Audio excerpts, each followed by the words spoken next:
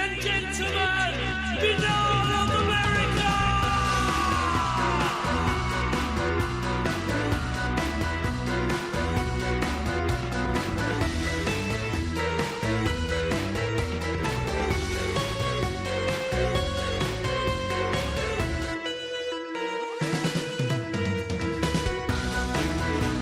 And now, ladies and gentlemen, Binnall of America Audio, with your host, Tim Binnall.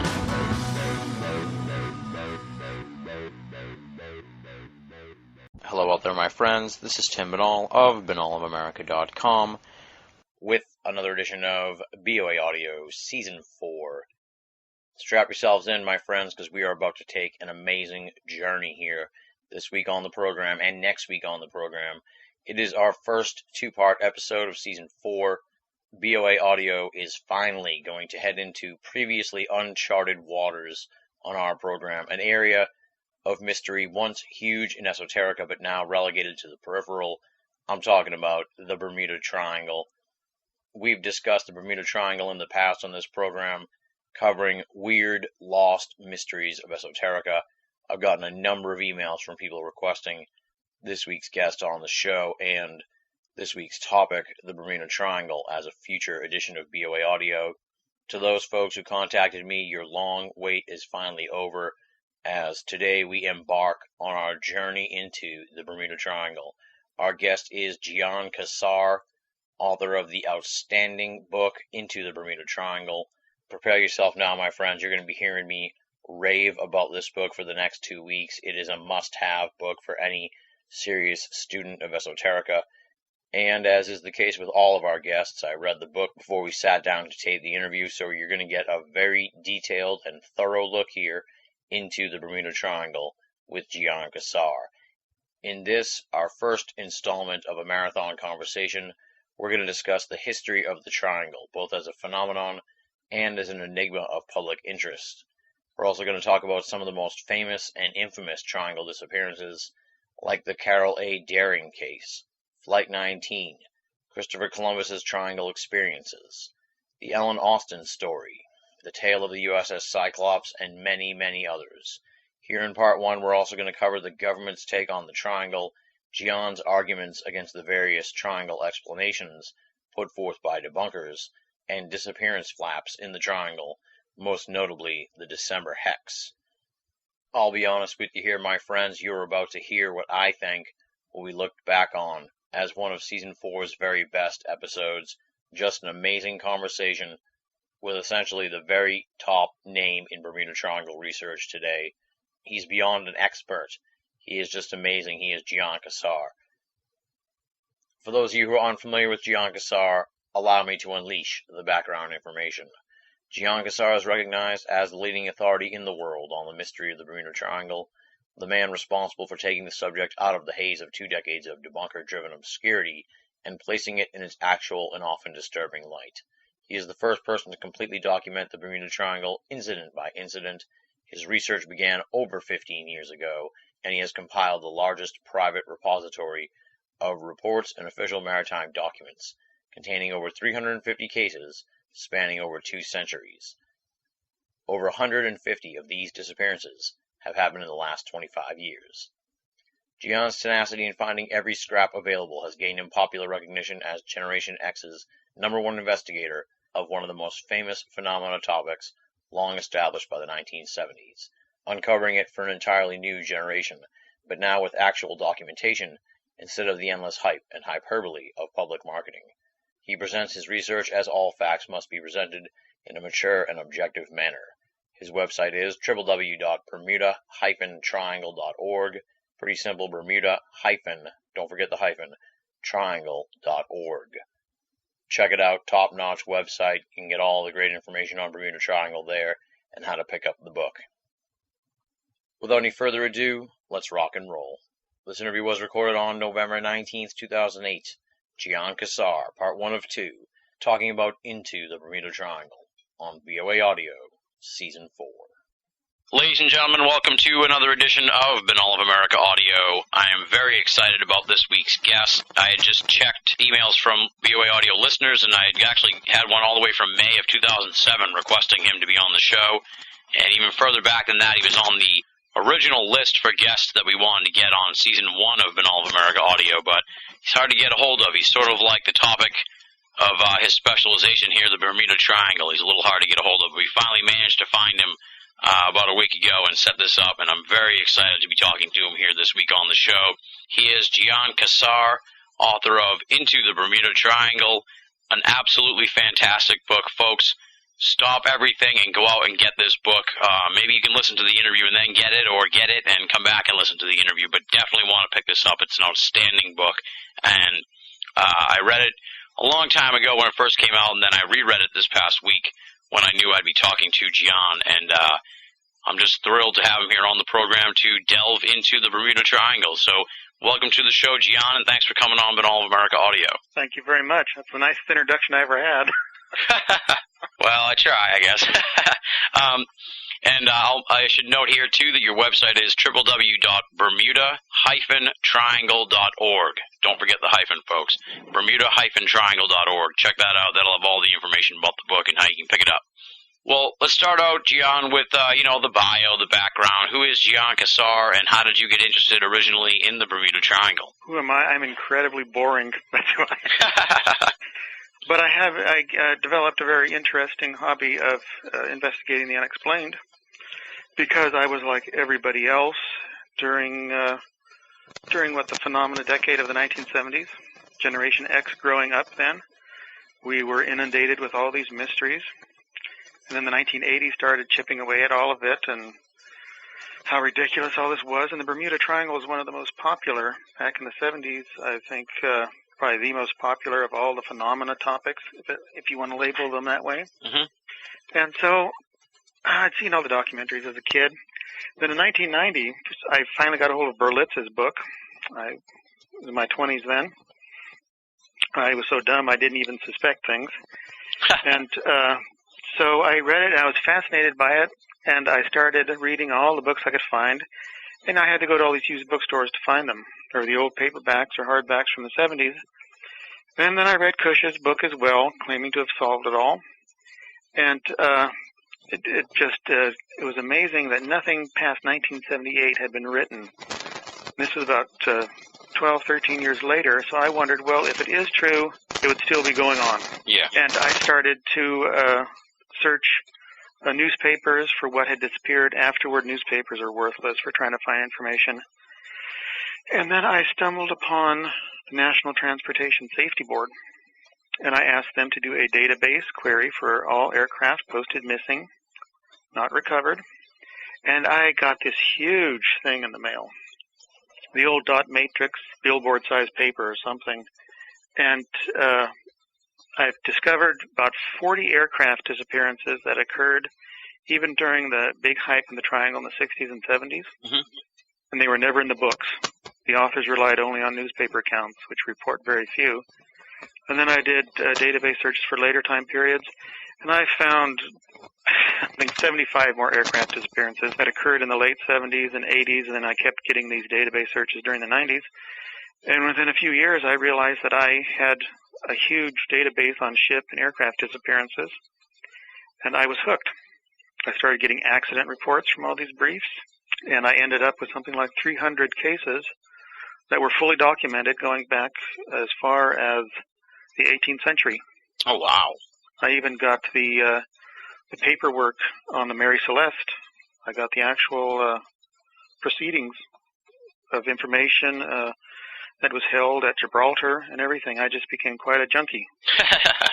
That's how the paranormal world is, it seems. Once you dive into one subject, you get really wrapped up in it and just keep swimming in information, no pun intended. Now, for the people who are living under a rock somewhere, I guess let's just sort of bring them into the loop here on what is the Bermuda Triangle and how did the story evolve, I guess you could say, as a part of popular culture. The Bermuda Triangle is two things. One, it is a physical area. It's the unofficial name for an area off of the southeast coast of the United States. Number two, when they ask what is the Bermuda Triangle, people usually really referring what is the enigma of the area, what is the enigma of the Bermuda Triangle, and that is it is a place where more ships and aircraft disappear than any other place in the world, and they do so for unknown reasons in fair weather, and usually they leave no trace. that really is required to be a disappearance. There are a few interesting cases that might have left a trace here or there, but usually it's just complete disappearance. So that is the Bermuda Triangle. All right, folks, now you're all caught up. Now, throughout all this time that you've been researching the Triangle, have you ever been down there and actually gone into the Bermuda Triangle, if you will? Because from reading the book, I was kind of terrified. I don't know if I ever would, but I'd kind of like to, but then, I kind of talked myself out of it. But I'm wondering if you've ever gone into the Triangle. Oh, yes, I have on a number of occasions. TV then started following me in, which is another nightmare. What's that, TV, you say? Yes, when TV starts following you in and wanting to film you doing stuff, then it becomes a real chore because you're stumbling all over them at the same time. Yeah. Now, when you did these expeditions into the Triangle, did anything mysterious happen, or were they usually pretty run-of-the-mill? No, it's run-of-the-mill for me. It all depends what you're looking for. I concentrated off the Florida coast in the Bahamas or the Keys. That's where most of the stuff happens. There is the phenomenon of the compass pointing in the wrong direction in the Bahamas. That's very well known, even by local fishermen.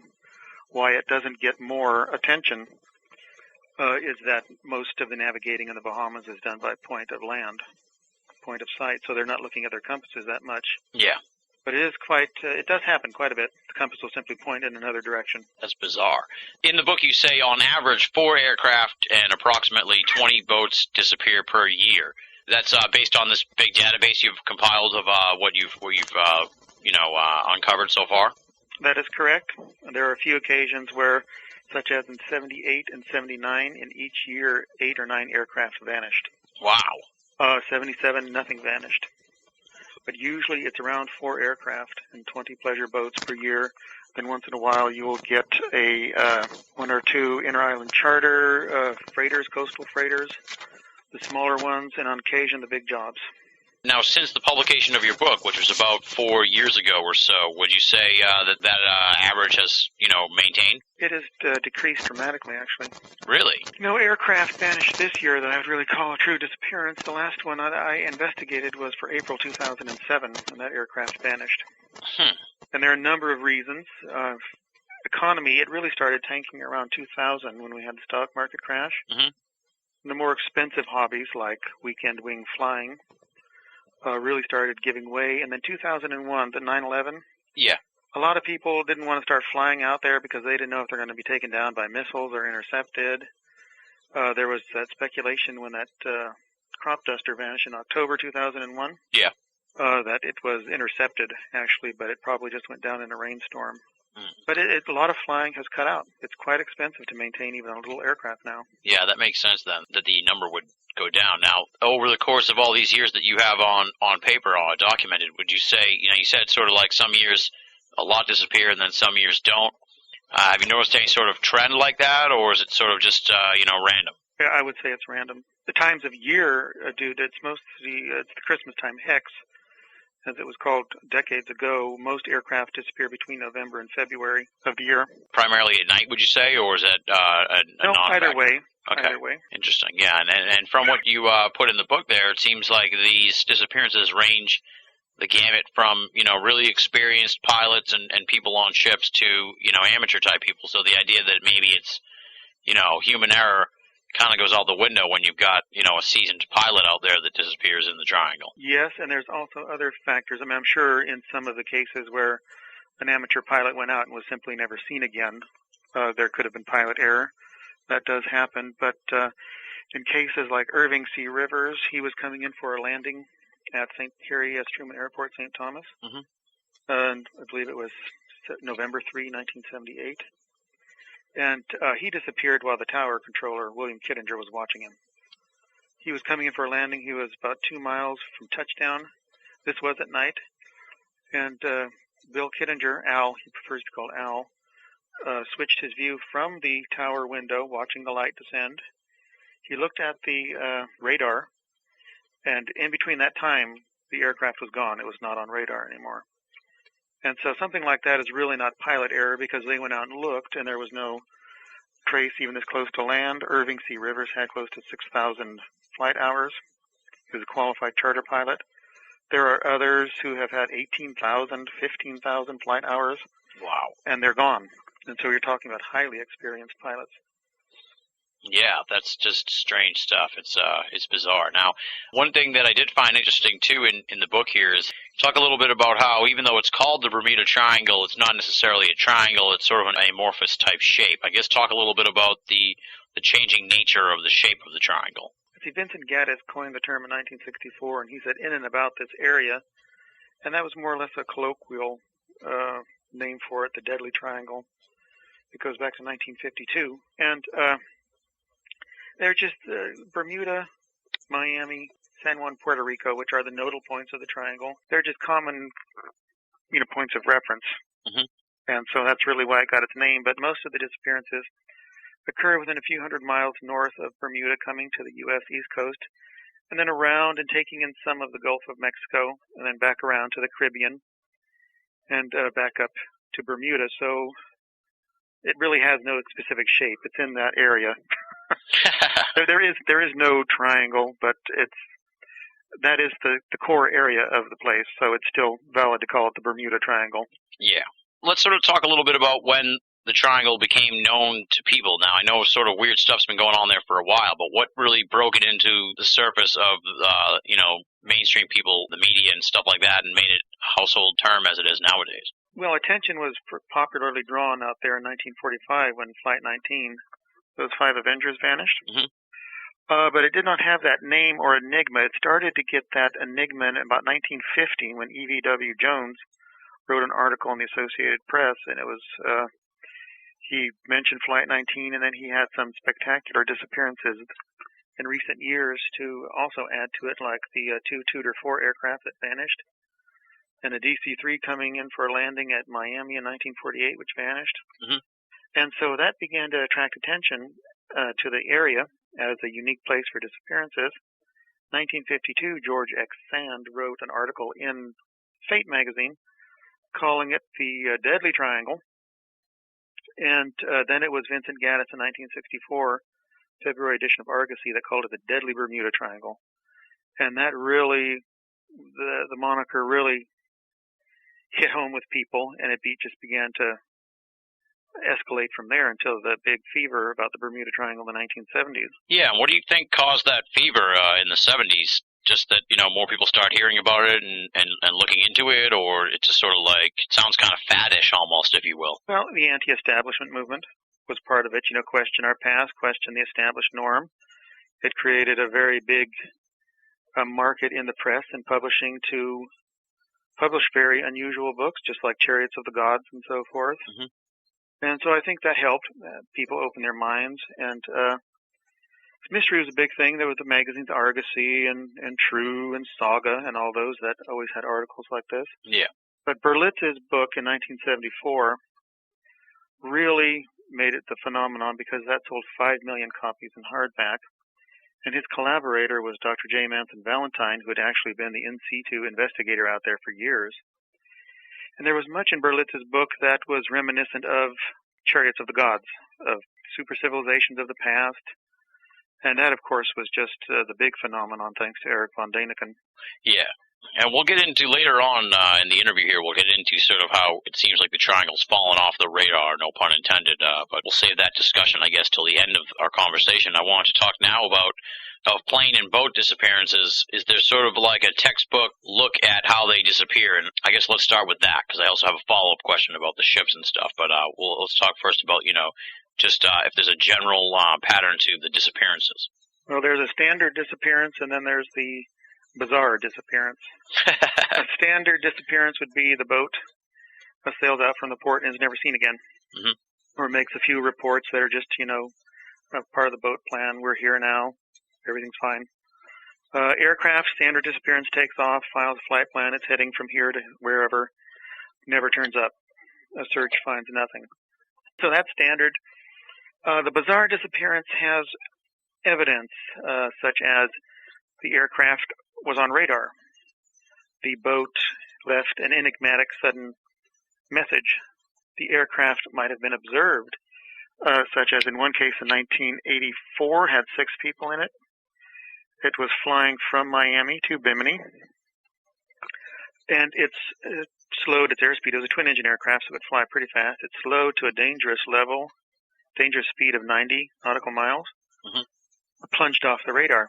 So they went out looking for it, of course. Well, the only witnesses were actually far away off Bimini Island. The aircraft had only been halfway to Bimini when it plunged off radar. And so the two witnesses at Bimini saw an aircraft plunge into the water a mile or so off the coast, and so they went out and looked out there. It's 18 feet of water, very shallow water, nothing where this aircraft plunged in there. So what were they seeing? Were they seeing a mirage of the real aircraft plunging into the Gulf Stream 30, 40 miles away? Or was this something totally different? The only evidence we have is that the aircraft slowed its speed, the pilot never contacted the tower, and it simply plunged for unknown reasons and was gone. Another one, like Irving C. Rivers, that's a bizarre one. We have the case of a DC-3 in 1978 on the way to Havana and then just south of the Keys. Everything was fine. It was turning in a direction to avoid any bad weather that might come. It was not even near bad weather, but it was making a detour. And then it was gone from radar. That would be another strange incident because Coast Guard was out there right away, and a DC-3 would leave a lot of wreckage. And so all these aircraft and boats, I have to specify one thing, they all carried ELTs or EPIRBs. An ELT is an emergency locator transmitter. It will jettison from an aircraft when it impacts. This is an automatic alarm which satellites and other aircraft and ships can follow, and it will pinpoint the area of accident. An EPIRB, emergency position indicating radio beacon, will float free from a ship, and it essentially follows the same function. In all these incidents, I count about 120 aircraft that had ELTs, not one ever left a signal. Wow. Now these are like the black box type stuff? No, black box would be the recording in the cockpit where the pilot's voice is captured, and you have to find that to get it. Yeah. The ELT will jettison and will send an automatic alarm, an electronic signal indicating emergency in the area of impact. And so none of these have ever left any of that indicating any kind of impact, or the ships never indicated they sank. They simply went out and vanished. It really is bizarre. I'm telling you, this Bermuda Triangle kind of spooks me out, and I've interviewed a lot of people on a lot of different subjects, but not too many subjects really give me the chills like this Bermuda Triangle stuff. I think that's why it's subject to a lot of debunking, because it is tangible, and I've told this to many people. Why is the triangle so different from all the other very famous, unexplained, like UFOs or Bigfoot or something, Because it is not subjective. Someone can be very sincere when they claim to have seen a UFO or something, but that's still a subjective report.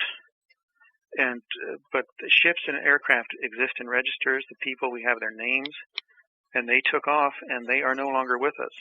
So this is something far more tangible. This is not just a subjective report. Yeah. On the subject of ships, I wanted to ask you about, and you talk a lot about this in the book too, not only do ships just go missing, but then some of them seem to turn up with nobody on board. They're called derelict ships, I think, in the book. I'm not a seaman. So I'm not derelict or a drifter. But yeah, I'm not a seafaring person, so that's probably I believe that's probably the standard term. But I guess thought you were in Massachusetts. Oh, I am, but I'm in the suburbs of Boston, so So you're not a seaman at all? No, I'm more of a mall-faring type creature.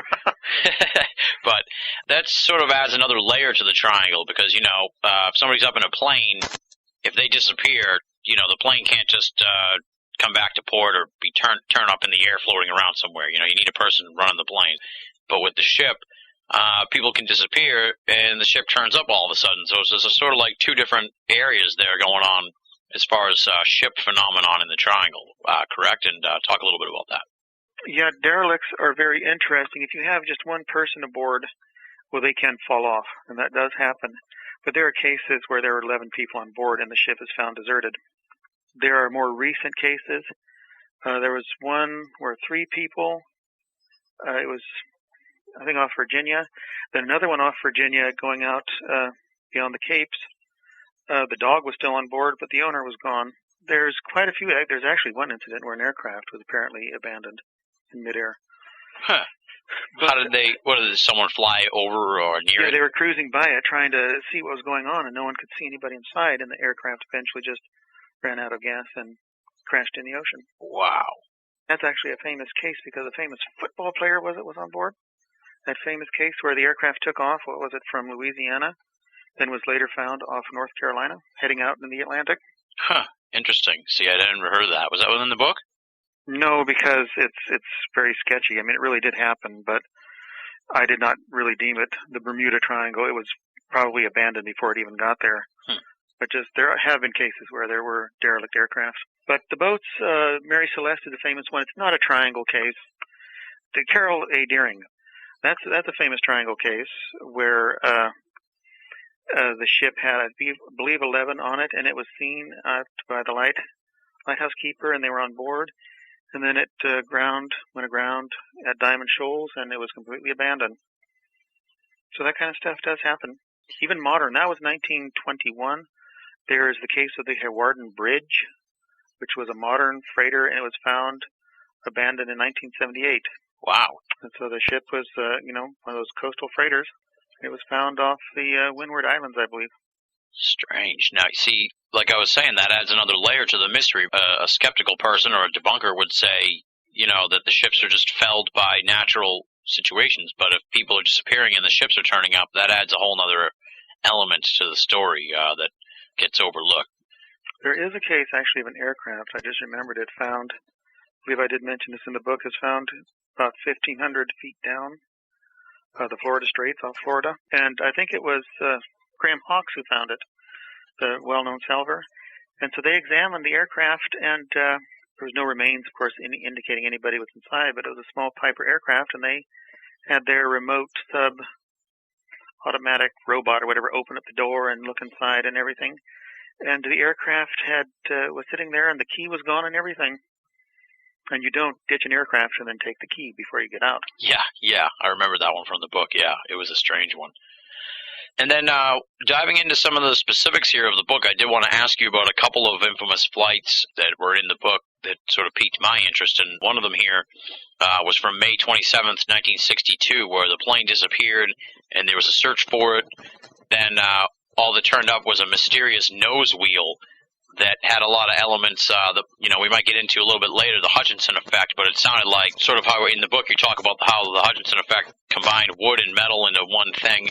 That sort of sounded like what was going on with the nose wheel. Talk a little bit, I guess, about that case and the strange nose wheel that turned up. That was a case of one of the C-133 Cargo Masters, I believe. It had, I think, like 88,000 gallons of fuel on it. And I don't know how many tons of parts. These are the huge, these are flying freighters. And so it disappeared about 25 miles off the coast. And they went looking for it, and all they found was the nose wheel. And in the rubber of the tire was embedded basically a cross-section of the entire aircraft. There's all these little molecules, of metal, of wood, and so forth, all that the aircraft had been. And then they found an unidentified magnetic particle as well. And so basically they just had to deduce that the aircraft disintegrated for some unknown reason. And two aircraft actually vanished in that same area, twin aircraft, sister aircraft, over a period of 1 year. And so that's just complete disintegration. Yeah, that's a strange one. What's a magnetic particle, though? An unexplained magnetic particle. Yes, what is that? Well, physically, it's a particle.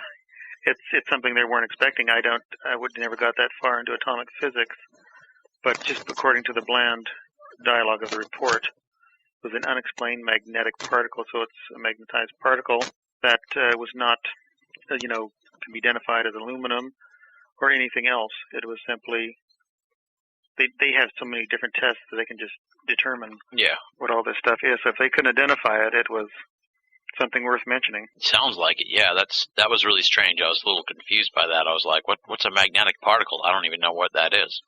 And then talk about, I guess, what would have to be one of the most famous, if not the most famous, Bermuda Triangle case. That's the Flight 19 story, which seems like might have been the precursor to the big boom of the Bermuda Triangle that subsequently came along in a couple decades' time.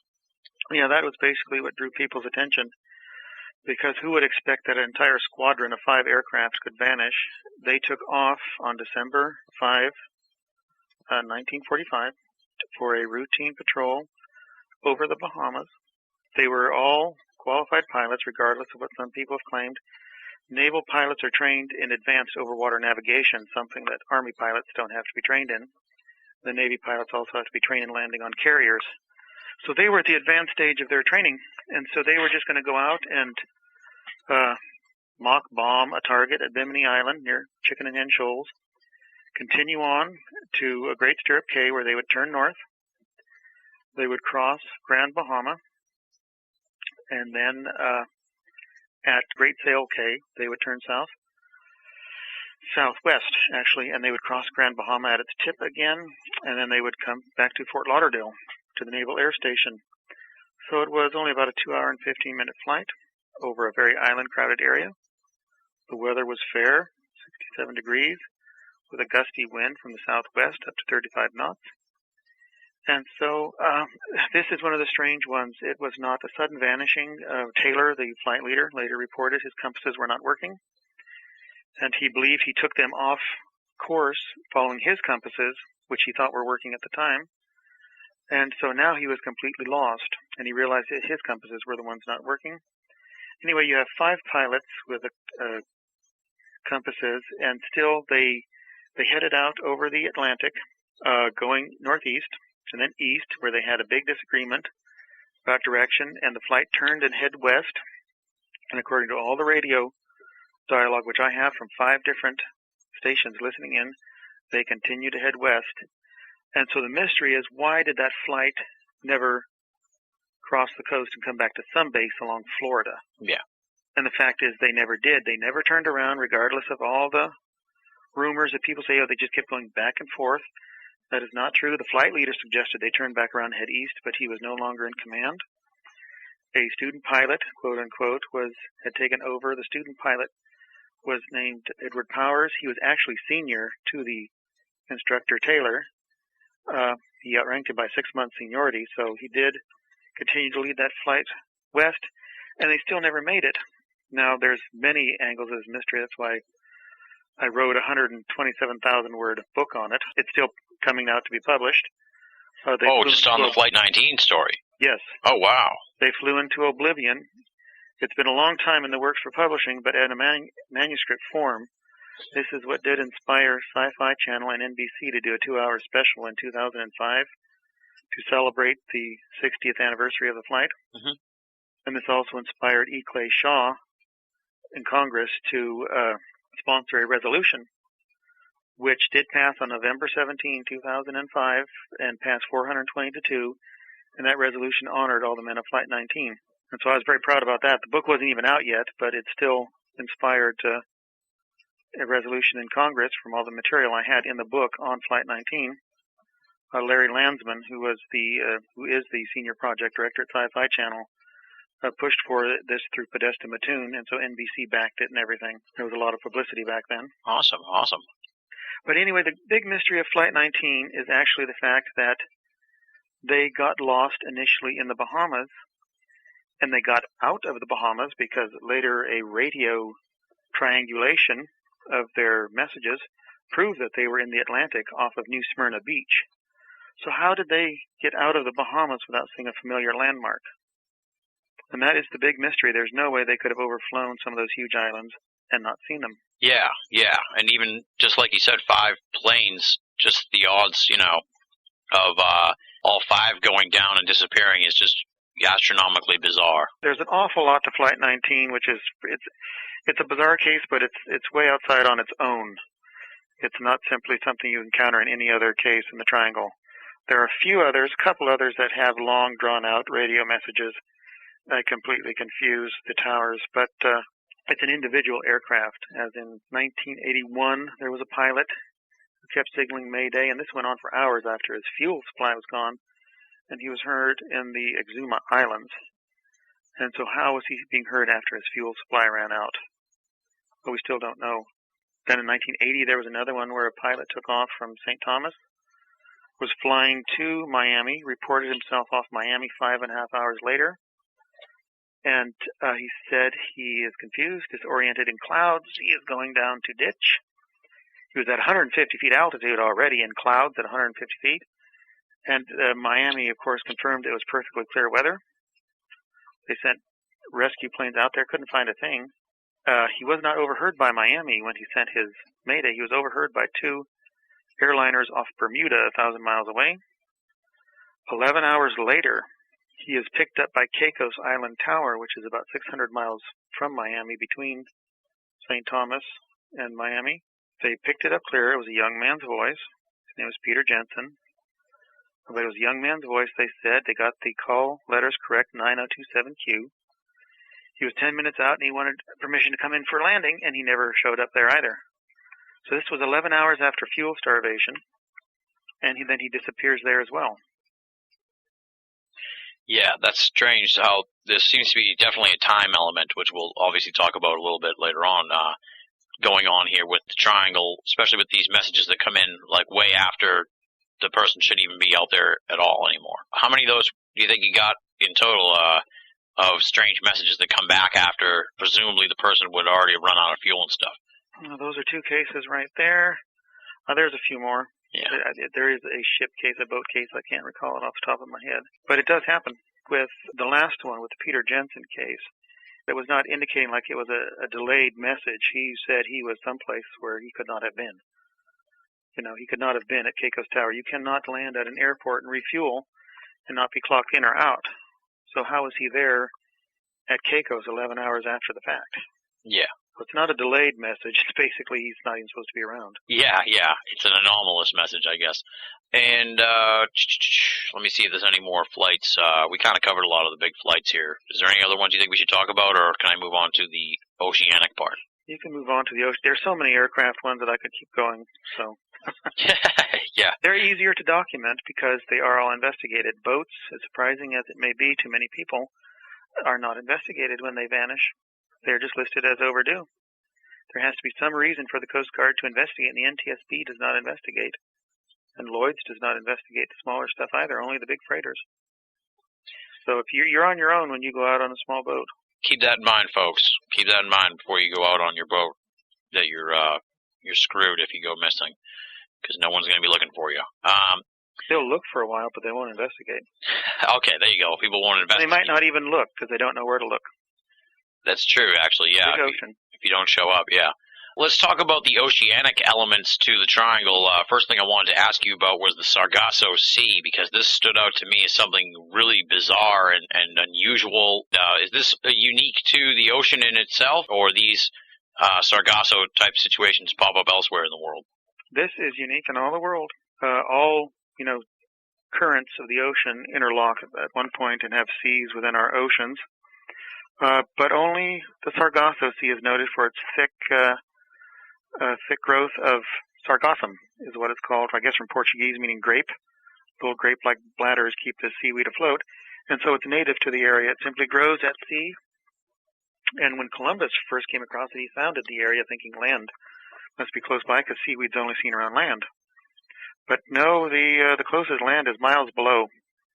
And it is simply an oval area in the center of the Atlantic, in which it's very calm because all the interconnecting currents around it keep it much more calm, and the air is much more calm there because it's warmer, and it does not get, it's the warm Gulf Stream really helps. It comes around and encircles the area, and so it's much more stable. And that's the area that was also called the doldrums, or the horse latitudes, by the Spanish, because they would encounter these deadly calms there, and so for a sailing ship that would be fatal. They would be becalmed for so long they would have to kill and jettison their war horses. And that's why it's called the horse latitudes, because it was known for all the dead floating horses. Whew. That sounds gruesome. They had to conserve water that way. We could be right on the verge of solving a great mystery, the riddle of the Bermuda Triangle. Zoinks! Between skeleton men and flying saucers, I'd rather not know. You're listening to Binnall of America Audio. It was all a plot to take advantage of the mysterious Bermuda Triangle legend about disappearing ships and planes. Now, does science, have they tried to explain, or have they explained, why the Sargasso Sea is the way it is? A lot of the explanation is because of the warm Gulf Stream interconnecting around it, and so it is a bit of an isolated area within the much more tumultuous Atlantic. Why a special growth would grow there is a bit different, because all currents will interlock. There's the south, there's a sea within the South Atlantic as well, but it does not have sargassum, and it's not noted for its calm.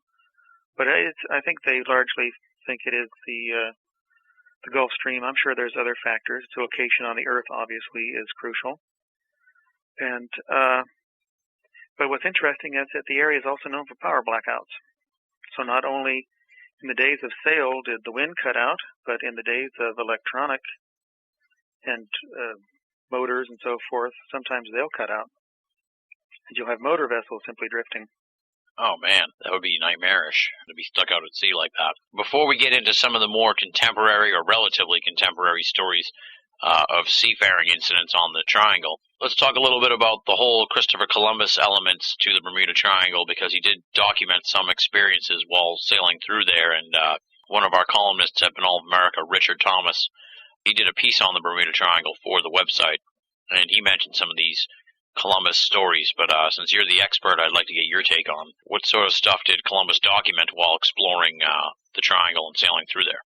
The compass northwested a few times, which means during the evening and morning reading when they brought it out, they would try and get a reading from the North Star, Polaris, and on 3 occasions I believe it was 11 1/4 degrees off, and this scared the heck out of the men, and Columbus made the excuse to the men that there was nothing wrong with the compass, the North Star moved.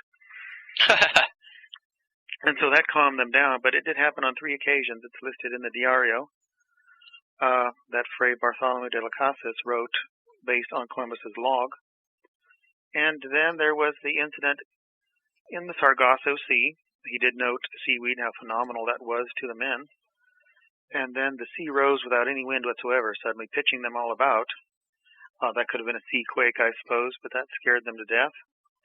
And then on the eve of discovering the New World, we know the famous story about seeing a light. Pero Gutierrez saw it first.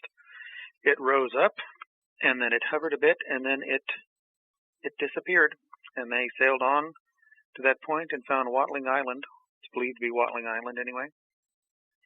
And so no one's ever explained what that strange light was that rose up, alzaba in Spanish, and then levitaba, hovered there.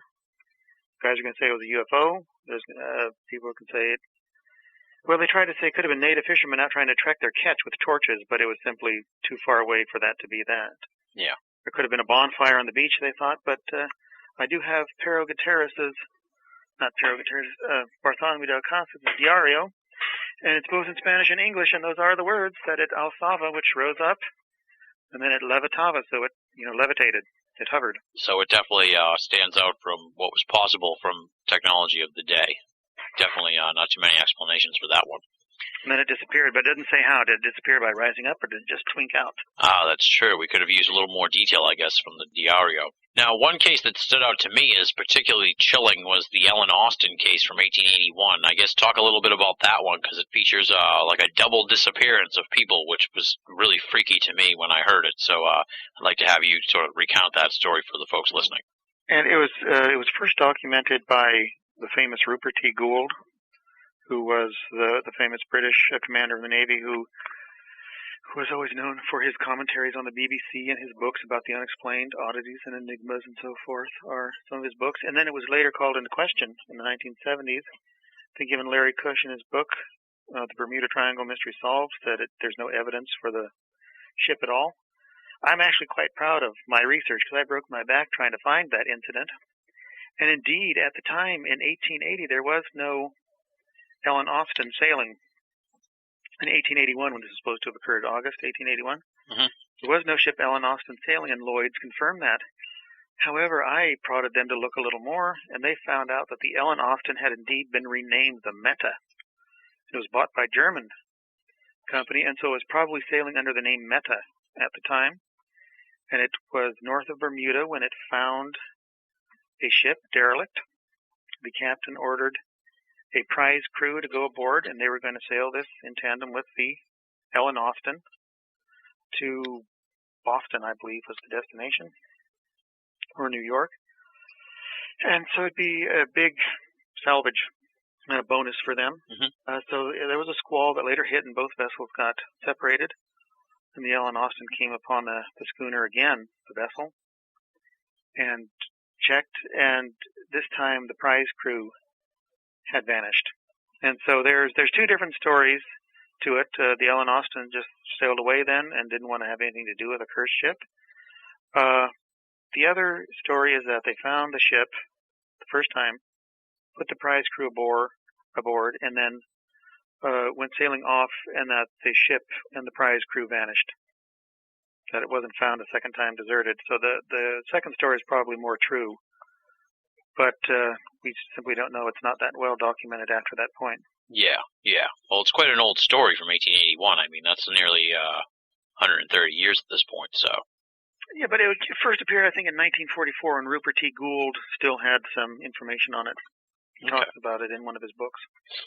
And then the other infamous ship story that I wanted to ask you about, and like I said, we had a columnist at Binnall of America, Richard Thomas. He wrote about the Bermuda Triangle, and I specifically asked him when I knew we were going to be doing the interview if he had any questions that he wanted me to ask you, and he just asked that I inquire from you about the USS Cyclops, which he talked about in his column.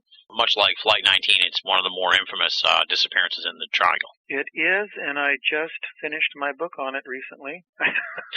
Another one waiting to be published. It's called A Passage to Oblivion. And I got all the paperwork on this thing. I'm the first one to ever write a book. For some reason, no one ever decided to look into this case. I actually don't think it's a Bermuda Triangle case. Deep down, I think it was probably our version of mutiny on the Bounty. Really? The United States Navy denies that we ever suffered a mutiny, but there's too much evidence to indicate that there was either mutiny or betrayal on that ship. Then it was destroyed either by a few of those who conducted the mutiny, or something else happened. It's really quite a mystery, but there's 2,000 papers on it at the National Archives and more at the State Department. And the captain of that vessel was actually pro-German. He was born German. He probably wasn't even an American.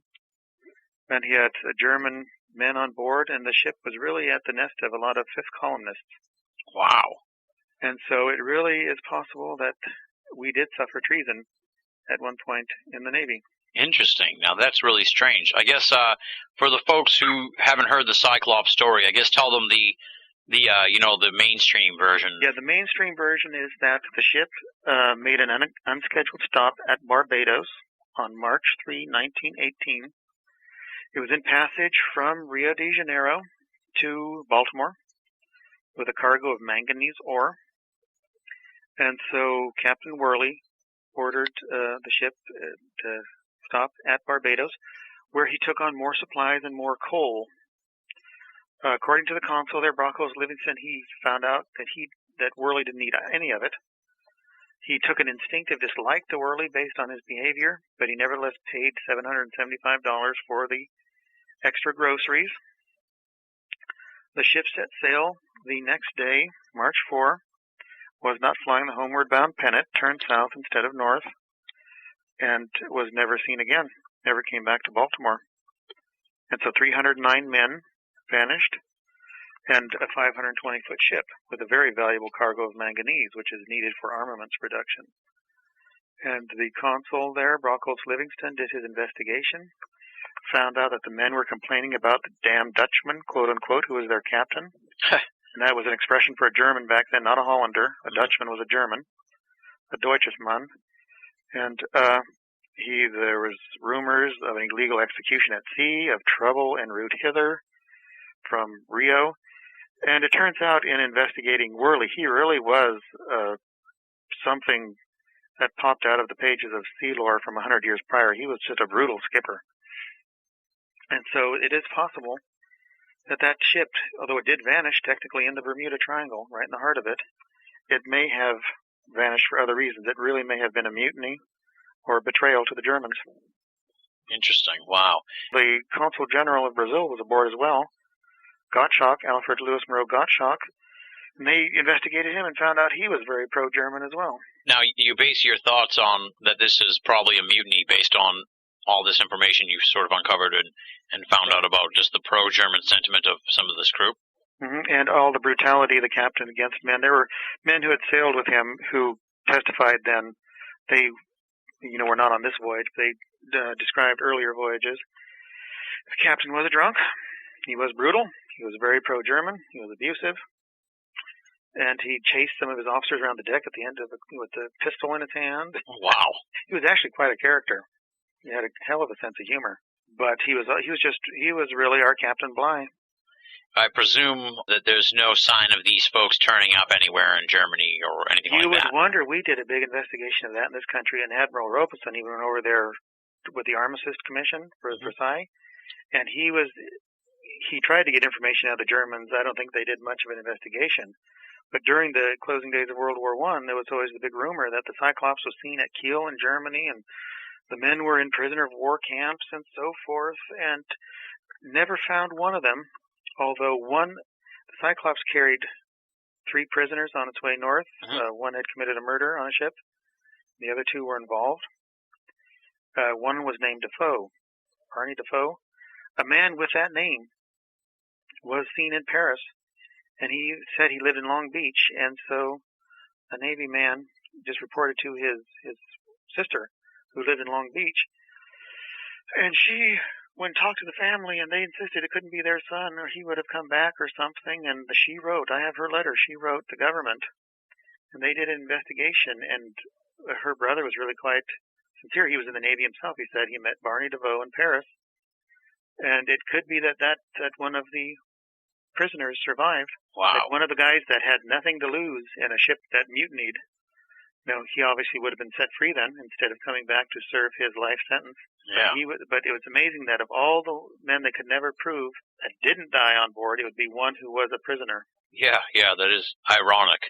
Although I suppose in the event of a mutiny, you would try to recruit the prisoners, I suppose, to help you out, I guess. It would be expected that a prisoner would survive if there was a mutiny. Yeah.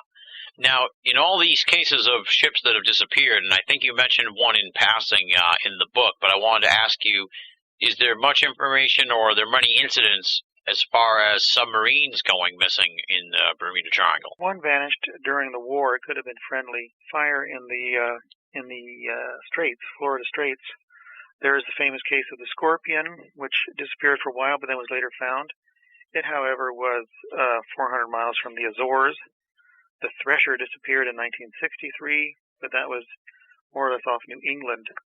So as for a large submarine disappearing, I've never found a record. Scorpion is listed as a Bermuda Triangle case, but it really is way too far out. Okay. Now I know the waters are pretty shallow around some of these islands and stuff. Now, what about divers and stuff like that? Have many divers go missing, or is that even harder to sort of track down? Well, yeah, a lot of divers go missing. Who knows? I can't recall the names, but I know of cases where a diver was just seen swimming off down to the deep by other divers, and he never came back. Wow. And they really weren't deep enough to have rapture of the deep, but currents, I suppose. Maybe someone did get rapture of the deep. What's rapture of the deep? Chemical change in you when you go down too far, and you're basically like you're on drugs. You just keep going. Oh, weird. Completely happy. You're enraptured. The chemical balance has changed in you because of the pressure, and you were down too long, and guys simply swim down to their death. Wow, that's just bizarre. And now, in the book, you kind of lament the difficulty in establishing a boat disappearance, and you use disappearance in quotes, and I presume that's based on the information you get from the NTSB and all the various... Coast Guard. Yeah, excuse me, the Coast Guard and all the various information you've gotten and stuff like that. I guess talk a little bit about that difficulty in establishing a boat disappearance. You kind of already sort of mentioned it, how they don't really say disappeared or anything. They just say past due, I think is what you said. Overdue. Overdue. Yeah. So I guess let's talk a little bit about the difficulty in establishing disappearances. Law requires that an aircraft file a flight plan, at least they're supposed to. And so it tells the authorities where it's taking off and where it will be going and how long, what route it's taking. A boat does not necessarily file a boat plan. People just leave the harbor, and maybe they've told relatives and family. You'd have to investigate to find out. But, we're going to be taking a month cruise to here, or, then maybe they decide to go somewhere else. They decide to switch their course, and how do you really plan that? I mean, and if they don't come back, it's usually the owner's family, or maybe a coworker who realizes he's not come back to work at the scheduled time. And so when did the boat vanish? And where? this could be months Yeah. after the fact. There are some boats that have turned up. They just decided to take a cruise somewhere else, and they were posted missing or overdue, and sure enough, they pop up a couple months later at a far distant port and say, oh, we've been fine the whole time. And so the Coast Guard really can't expend millions of dollars looking for these. Yeah. Because they could be just, basically drunk at an island somewhere. It does happen. Yeah. And there's just too many boats out there. When I asked the Coast Guard, the information officer in Washington, when I first began investigating, we're talking back 1991, 1992, Mm-hmm. I said, why don't you investigate these? And he said, because so many go over the horizon with a new name. It's simply not feasible. They suspect boat hijacking. Yeah. Most of the time. Oh, really? Like pirates and that kind of thing? Mm-hmm. So there have been cases of that. What was it? I forget the vessel's name now, that disappeared in 1976. Then was found in 1982 trafficking drugs. Oh, boy. The people, it had been the victim of piracy, and the people were obviously killed, and it was taken over for piracy. That happened recently with the Joe Cool last year. Yeah. I think there was also, I don't think it was in Bermuda, but there was a story recently, like within the last couple of weeks, of pirates taking over, I think, a Somali ship or something like that. It's quite a problem over there, I guess.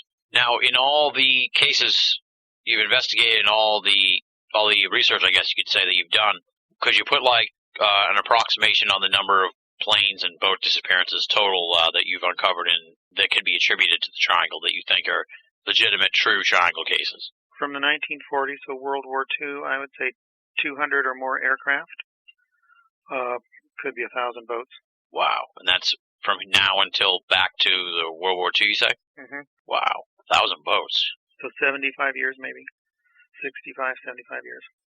Now, prior to World War II, is that just the lack of information, you think, or is it that the traffic picked up so much, especially with flights? I mean, obviously, there weren't planes in the air. I don't know exactly when planes started flying over the Bermuda Triangle, but I'm sure it was, let's just say, 1900 or something. Well, there wasn't a lot of pleasure flight before. Pleasure flights came with the flowering of the American middle class in the 50s. Before that, you had a lot of military flights or scheduled commercial flights going out there to the islands, but not as much, weekend wing flyers. Mm-hmm. Honey, let's go get the plane out. Yeah. That was the big deal. It really became the big deal in the 50s. It started with the 50s, and then with much more prosperous nation in the 60s, a lot of guys had planes. Piper liked to brag that they made their new Piper aircraft to fit the new hairstyles for women, the big beehive. I have old advertisements where women are sitting there in their beehive hairdos, and our aircraft can accommodate you for your weekend flying.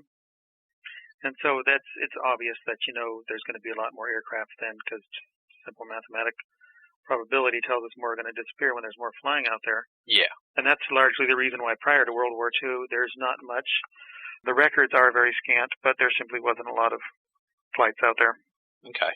But World War II, boy, there was a lot of aircraft that vanished. But they would be military. Venturas on patrol, Avengers, Douglas Dauntless, Wildcats, P-40s. Since there were so many military planes that went disappearing, does the government, they sort of, I'm sure, just take a very debunkerish approach, I guess you could say, to the whole triangle? I'm sure there's nothing in the official doctrine that says, it's a danger area or anything like that, right? No, there's what military men on their own might think and what the official stance is are always two different things. Yeah.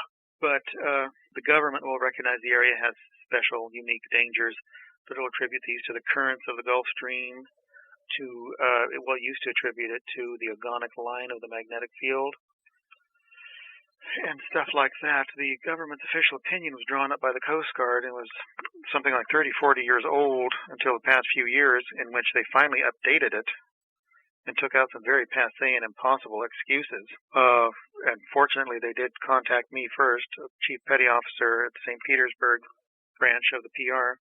They said he told me they were going to think about updating this, and he wanted my input. And, of course, I had an article on my website kind of mocking that old Coast Guard opinion. Yeah. Because they still blamed it on the agonic line, and that's merely a fancy way of saying this is where the North Pole and the magnetic North Pole align. And that really is not going to do anything, and that moves westward with time, and so the agonic line is now in the Gulf of Mexico outside of the Triangle, and they were still trying to blame disappearances on the Agonic Line. Yeah. Which is simply, it's a navigational thing, really. It's not something that really, is a tangible thing that exists. But a navigator must compensate for the compass will always point, to magnetic north and not true north, because they're 1,500 miles apart. And so there's two places in the world where they align, and that was one of them, where you don't have to compensate. Now, we've sort of established all these various amazing and strange and stunning disappearances of boats and flights and stuff like that. Before we get into those who've lived through it, I'm going to presume that when the story exploded in the 70s and stuff like that, that then all of a sudden people were going there to investigate. Did anything strange come out of any investigations into the area when the boom happened? No, I don't think a lot of people did go to investigate. Oh, really? You can't, millions travel through it all the time. You can't avoid it. But some people did do some investigations. There was a Russian scientist, Dr. A.J. Yelkin, who investigated some of the magnetic phenomenon. He suggested it had to do with moon phases. There was Dr. David Zink, who was famous for investigating Atlantis. He noted the magnetic problems that Bimini and the Bahamas had. Then there was a completely independent study by two scientists. I think one was Leal, was his last name. And this, I got wind of it years later from another Russian book by Dr. Vladimir Larin. And this had to do with what's called the Western Atlantic Transition Geomagnetic Anomaly. What is that? Well, scientists discovered in their 60s that there is a magnetic phenomenon along the continental shelf, and they attribute it to magmas or silicates and so forth coming up from the mantle and oozing up in the seafloor, and they may be charged, and so they're conducting their own electric charge, and they are causing, therefore, magnetic disturbances, and that may explain why the compasses sometimes go wacky when you fly over the area, or point to another direction. That's probably what is causing the compasses simply to point in another direction sometimes, that you have this material oozing out along the continental shelf. Yeah. But can that cause all the other phenomenon? It's unlikely. Yeah, as far as the debunking of the Triangle Ghost, it seems like it kind of falls into the UFO mystery in a way, where you may be able to debunk one case, but your explanation fails to debunk all the other ones, or you know what I mean? It seems like it's a lot of cherry picking going on. Speaking of that, let's talk just a bit here about Lawrence Kush and his book, which I guess was probably the big debunkery of the Bermuda Triangle, and you do a pretty good job of sort of setting the record straight as far as why his debunking may not be all that and a bag of potato chips. So I guess talk a little bit about Lawrence Kush and the book Bermuda Triangle Mystery Solved. Well, the weakness of the book is one that debunkers are not proactive. They do not do research on their own. They go over the research and claims of others and then give you a point of view on it. And so it's a nice, debunking is a nice way of saying scoffing or mocking, which is basically what he was not his intention. He was very frank that he was out to explain, to document first. The Bermuda Triangle was very interested in it. And then Harper and Rose, said they thought they had a big explanation for it here. And so they put the title on it, Bermuda Triangle Mystery Solved, and that really sold the book. The problem is you cannot reconcile the title with the contents. He investigated about 57 incidents. Most of them were from newspaper reports, which really are highly inaccurate. He had about 5 or 6 accident reports, none of which could solve the case involved. Then he had some obscure cases that really I hadn't heard of, and then he admitted he couldn't even find documentation for them. So it was really, the book, I don't, you can get the book. Certainly I don't knock people getting it. But the title is really what is objectionable, because it did not solve. You read that book and it did not solve the phenomenon at all. It didn't even solve an awful lot of the cases that he discussed. Yeah. So I think it's more or less it was a PR stunt, because the title is simply so different from the contents. Yeah. I see that Lawrence Kush, he's still alive, he's still around. Have you talked to him at all since you've become the big Bermuda Triangle guy? No, we are not on communicative level. Uh-oh. That sounds kind of nefarious. Does that mean that is he not a fan of Gian Quasar, or is it just... I'm sure he's not. I'm sure he's I know many people that know him. Of course, when TV interviews me, which has been far too much as far as I'm concerned, they always interview him And I find that quite ironic, not that there's anything bad about it, but that his book is over 30 years old, and it's quite dated, and yet my information is very recent. And it's always been part of the bane of research that they always say, well, what about this, this book that solved it? And you have to tell them, well, it's 30 years old, and it's really not relevant today. But most any television show, especially History Channel, they'll always interview him. And in one documentary, they actually propped his book up real big in the end, and then mine small, encouraging people more or less to think this is all solved 30 years ago. Oh, man. Although the producer told me his personal opinion, which I cannot repeat. I'm going to presume that it was positive on your end then. It was positive on my end. Okay. And then I wanted to ask you now, my memory is cloudy here. We're kind of talk a little bit about the debunkering or the skeptical takes on Bermuda Triangle, why you don't think that they hold up. I remember there being a special on basic cable within the last, 5 years or something like that blamed a lot of this on methane hydrates and bursting of methane underwater that sunk ships or something like that. I'm sure you've heard all about the methane argument, so I guess talk a little bit about that, because it got a lot of play when the special was on. It's all gas. It really is. I wonder if that was Bruce's documentary. I was with the producer, and he was really hip to pursue that. Methane gas, it has to go through thousands of feet of sediment. It has to go through thousands of feet of water, and it would have to hit the ship would have to be traveling right over the spot at the given time, and then it's still debatable whether it could sink it. Methane molecularly changes the water so it's not as dense, cannot support the ship, and so the ship simply sinks. That's what methane can do. An oil rig did drill into a methane bed, and it did go down. But it was sitting right on top of it, and there were helicopters flying around filming this for news cameras, for the news channels, and they were unaffected. So, methane can never explain all the aircraft disappearances. Most of the methane beds are off the Carolinas, and that's not where most of the disappearances even occur. But you hear the ocean flatulence theory quite a bit. Yeah, it seems like the one that gets a lot of play lately in the last few years. And like I had pointed out, sort of tying it in with the UFO thing, just because you can say the methane thing takes down the ships, that has no relevance to the plane disappearances, so, It can cause a ship to sink. That doesn't mean it caused any of the disappearances in the triangle. Mm-hmm. It can, but did it? Exactly. It's just like swamp gas can be confused for a UFO. That doesn't make all UFOs swamp gas. I was just looking here at sort of the arguments against the triangle, but they're all sort of like human error and sort of stuff, like I said, that may apply to one thing but can't be sweepingly applied to all of them. Would you say that's the general way in which the debunkers go about sort of it's just pilots screwed up, shipmaster didn't know what they were doing, or something natural. There were unexplained mini canes, or sea quakes, or piracy, or whatever, something like that. And if you know the details of the incidents, you'll know how that really can't happen, because what can cause a ship to disappear, what can cause a plane to disappear, are two different things altogether. If you explain all the aircraft disappearances, you cannot explain the boat disappearances, because if a pilot gets lost and he runs out of fuel, well, he's going to crash, he's going to ditch and sink. If a boatmaster does that, well, his boat is still going to be floating on the ocean. Exactly. He's not going to sink right away. He's going to be lost. But why don't the radios work? Why don't they signal for help? Why no ELTs? Why no EPIRBs?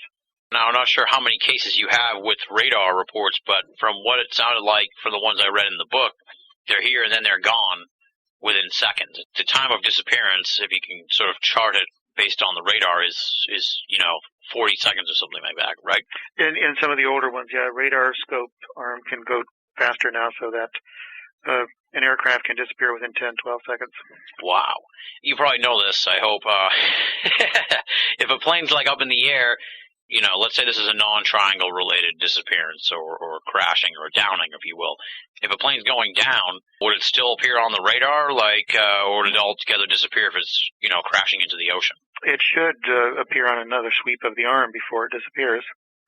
I've known of cases of convective activity that caused an aircraft to explode in midair or implode, and the next sweep of the radar showed several pieces out there. so it had a few pieces of the aircraft. That's how they knew it exploded. Ah, okay. But Yeah. there are cases where an aircraft, as in one case, was at 28,000 feet, ascending, and then the next sweep of the scope, it was gone. There was nothing caught coming down to the ocean or anything. And this was a triangle disappearance? This was in 1991, a Grumman jet. Oh, wow. That's pretty recent. And, see, that's kind of like what the gist of what the question I was getting at, or the point I was trying to make in that. Yeah, the radar, when they disappear in radar, it's just gone in a sweep of the scope. Yeah, that sort of cancels out a more mainstream or prosaic answer for why they disappeared, though. Usually, there's one incident where the pilot was doing some really bizarre things.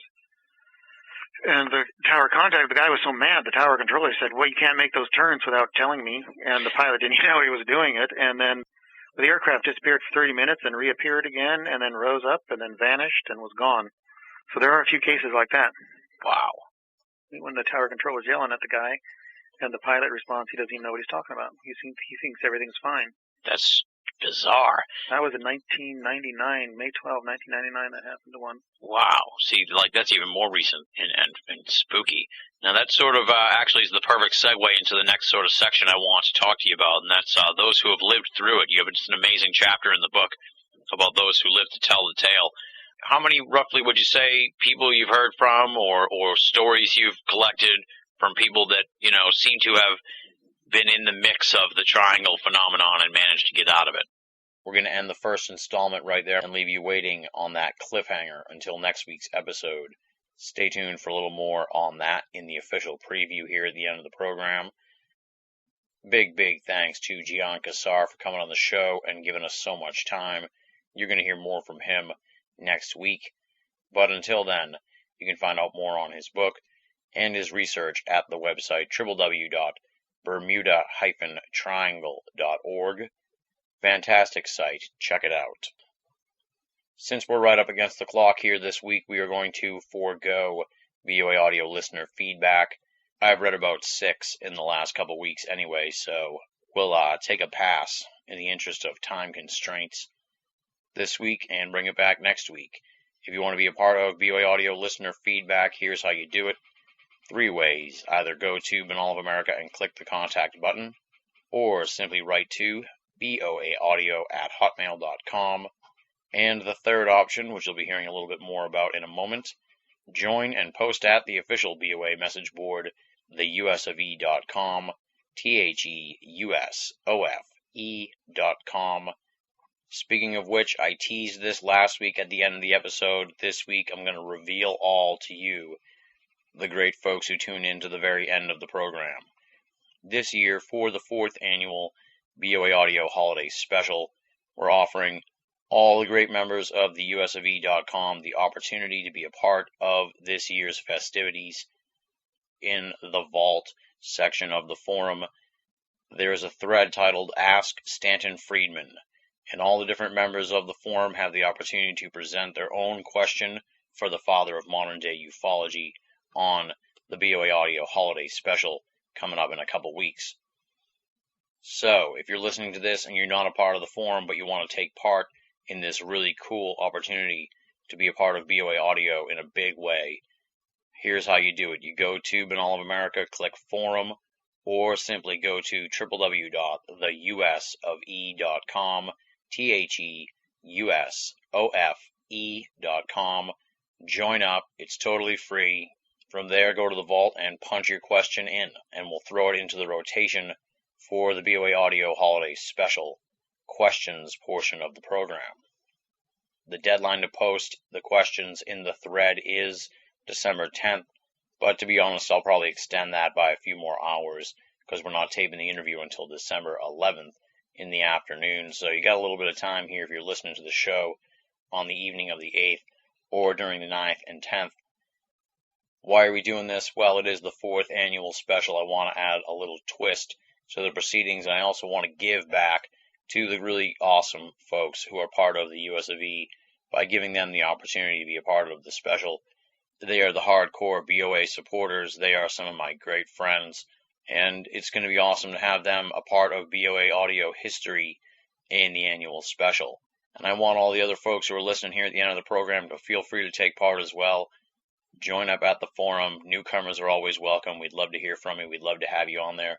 And if you just want to join, post your question and bail and never return, I'll totally understand. I'm not going to hold it against you. That's fine. Do what you want to do. But it's the Ask Stanton Friedman opportunity for the 4th annual holiday special. Check it out at www.theusofe.com. That's all I got to say about that. Up next, it is the thanks portion of the show. Let me run down the list of the outstanding BOA staff. Leslie, Chiron, R. Lee, Joe V., Tina Senna, Rochelle Hawks, and Richard Thomas from Wales. I plug this stuff every week. You got to check out their columns at Binnall of America. If you're only listening to the audio show, you're really missing out on a wealth of great insights and information from the BOA staff. Monday, Tuesday, Wednesday, and Friday. Always something cooking from the devious minds of BOA. Check them out at binnallofamerica.com. Trust me, you don't want to miss them. We say it here week in and week out. binnallofamerica.com. BINNALL of America.com. Make it a part of your everyday search for esoteric news and opinion. We're at that point every week, my friends, where we pass around the basket here in hopes that folks will make a donation to BOA. The economy is in the tank. It is crapping all over the place. I know a lot of folks are just scraping by and can't just make a donation to an underground esoteric audio show. But at the same time, I know there are some folks who do have some disposable income and can help us out. I turn to those folks now. We need you. We need your support. How do you support us? That's simple. You go to binnallofamerica.com or the BOA Audio Archive page, click the PayPal button, and make a donation. No donation is too small, and all donations go towards keeping BOA and BOA Audio up and running and freely available for all of our great listeners and readers the world over. Next week on the program, I bet you can guess who it's going to be. It's going to be Gian Quasar, of course, part 2 of 2, talking all about the Bermuda Triangle. We're going to get into even more crazy stuff involving the Triangle. We're going to start by talking about what you heard us tease here at the end with the cliffhanger. Those who have entered the Triangle's domain, had bizarre experiences, and lived to tell the tale. Fascinating stuff, scary stuff, terrifying stuff. Just amazing stories of Triangle near misses that you're going to love. We're going to discuss the electronic fog, which is one of the telltale signs of Triangle troubles, the Devil's Triangle of the South China Sea, the surprisingly under-discussed Great Lakes Triangle, tangential esoteric elements that have been tied to the Triangle, such as the Atlantic Ridge, and theories of worldwide catastrophe around 4000 BC. We'll cover the Bimini Road, Edgar Casey's Atlantis predictions, the Indian Vimanas, Martian and lunar anomalies, and the ultimate esoteric 4-letter word, UFOs. On top of all that, we're going to get Gian's opinion on if it's possible to study the Triangle, the long-term positive byproduct of the Triangle's disappearances, Gian's role in the resurgence of Triangle popularity, the origins of his unique name, and his impending book on Bigfoot. That part alone is an amazing section of the interview, my friends. You're going to definitely want to hear that. Plus, as always, tons and tons more. Believe it or not, I just scratched the surface with that marathon preview. If you thought this episode was packed with details, next week's episode is even more packed as BOA Audio emerges from the fog that is the Bermuda Triangle. Tune in, check it out. You don't want to miss this episode, my friends. We wrap up the Bermuda Triangle talk with Gian Quasar. And on that note, I close the book on this week's episode. Thank you so much for listening, my friends. Have an excellent week. You'll be hearing from me next week, of course. Until then, this is Tim Binnall, signing off.